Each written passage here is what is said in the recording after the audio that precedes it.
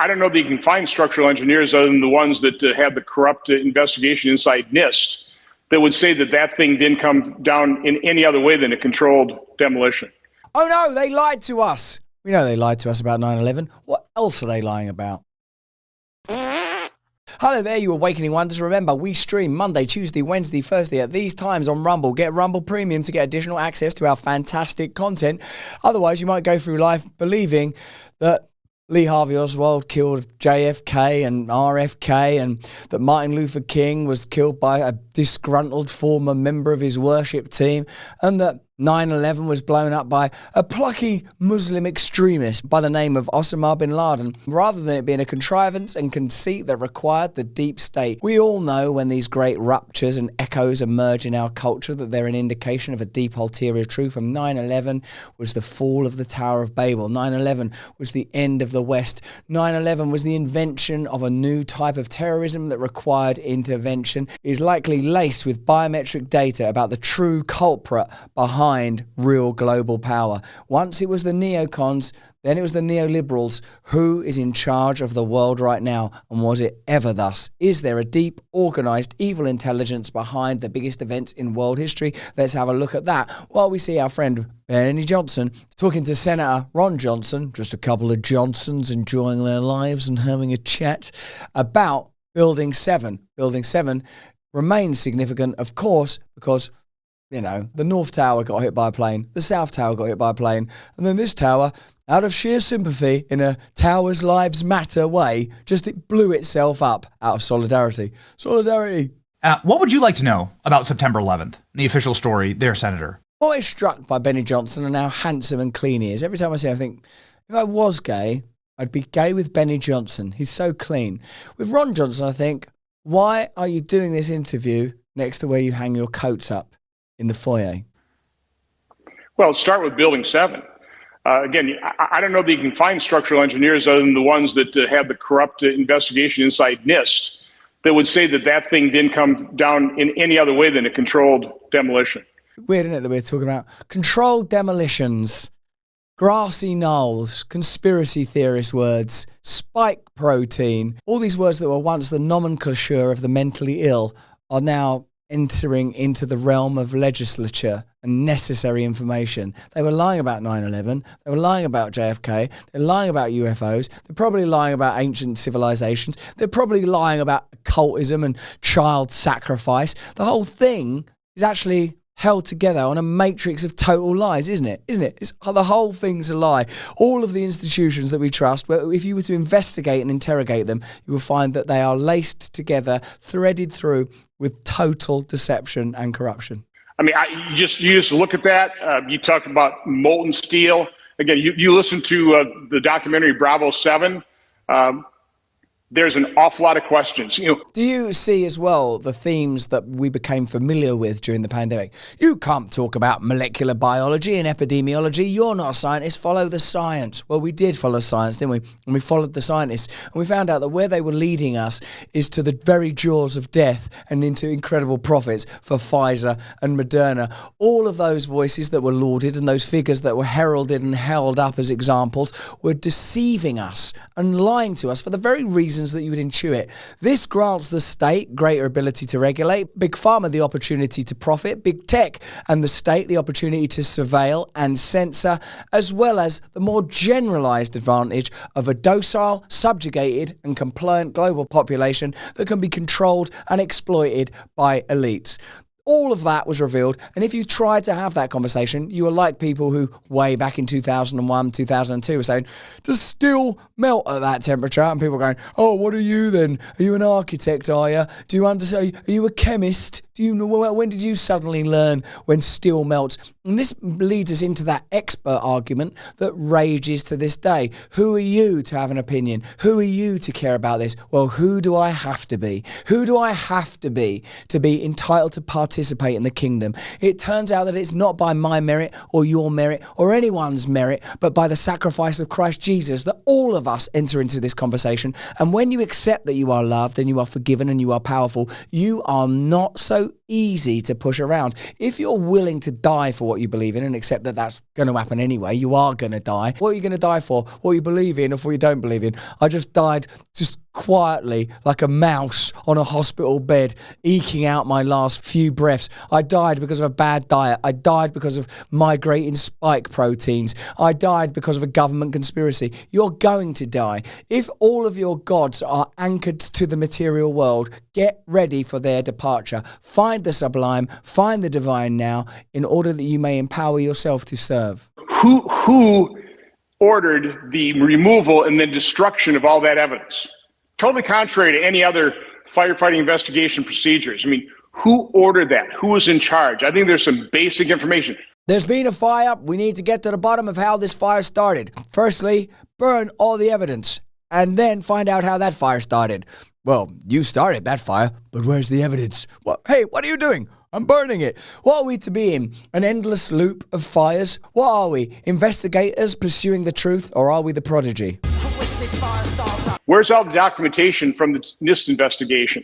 No, there are a host of questions that I want, and I will be asking, quite honestly, now that my eyes have been opened up. I've talked to incredible eyes they are as well, Ron Johnson. Look at those piercing blue, lovely eyes that I looked into at the RNC. Now look upon with yet more favour. It's interesting, isn't it, that there are in fact people in the Senate and people in Congress that are interested in discovering the truth, but institutionally the imploding energy is towards the curtailing and controlling of information. The way it seems to me that legislators and people involved in making laws get controlled is through the personal appetites. The same way you control people in Hollywood, the same way you control people anywhere. If you can stimulate enough pleasure in people or enough fear in people, they're absolutely malleable. You know that yourself, don't you? That when your fear is heightened, you can't think straight. When your desire is overwhelming, you can't think straight. What we experience in extremis in the culture is generalized across it.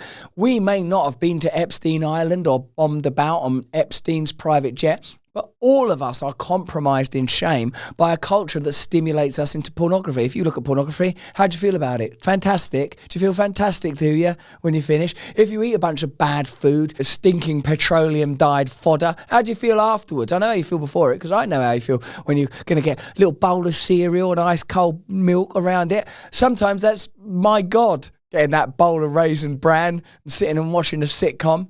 But actually, though, how do I feel after? How do I feel when I'm leaden and heavy, intoxicated, full of their bad information, their bad movies? Is any of it any good? Do you really have a good time when you go to the movies or go to the mall or go to a theme park? You know, that's why I took heroin the whole time. At least it actually fucking works. Could your health issues be being caused by an invisible enemy? I don't mean the ghost of Adolf Hitler. I mean actual parasites getting inside you and messing with your shit. I was digging into parasite cleanses when I came across this doctor. I don't mean that in a filthy way. What are the main differences between ivermectin and fenbendazole? These are two anti-pathogens used to treat parasitic infections and other similar types of conditions. They are used quite often in the oncology world to treat cancer. They both have as anti-pathogenic abilities. Do you know 50% of Americans have parasites? They secretly invade your body, wreaking havoc on your gut, energy levels, and even your brain hole. And the mainstream medical system, they don't care about you and your parasites. They don't when you're thinking about this, because one great cleanse can change your life. The Wellness Company has a solution for you. Ivermectin plus mebendazole, a Nobel Prize winner, now in Parasite Cleanse combo that wipes out these invaders. Just fill out a brief medical intake form to get a 3-month supply. Lots of parasite cleanses are all over social media, but not the gold standard level. Oh no. Maha has officially happened. The Wellness Company is making these medications available to you to get parasites out. Go to twc.health/brand to get $60 off plus free shipping. Get them parasites out. Former Congressman Kurt Weldon now. I will work with him to expose what he's willing to expose as well. Wow. So we may actually see hearings about this. In a way, if you try to fulfill yourself with worldliness by eating and drinking and fornicating and purchasing and pursuing status, It might work for you if you're a person that can tolerate low thresholds, but some of us, and you know if you're one of us, an addict, an alcoholic, a desperate zealot after the Lord, you will find that it's never enough, that you will need worship, that you will need those appetites to be truly fulfilled. Is this you?